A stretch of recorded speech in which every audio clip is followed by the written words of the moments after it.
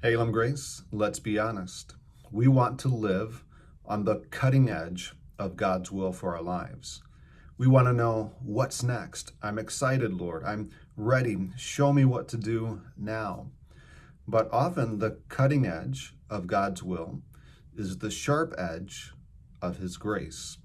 So to live on the cutting edge of God's will is to live on the sharp edge of God's grace, meaning that many times He comes in and that sharp edge of His grace comes in to cut away. It comes in to prune. He comes to take away.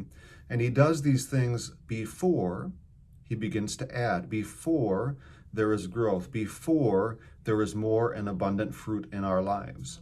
And many times we can't see what is possible in terms of God's will until we've undergone and have surrendered to the sharpness or the sharp edge of His grace.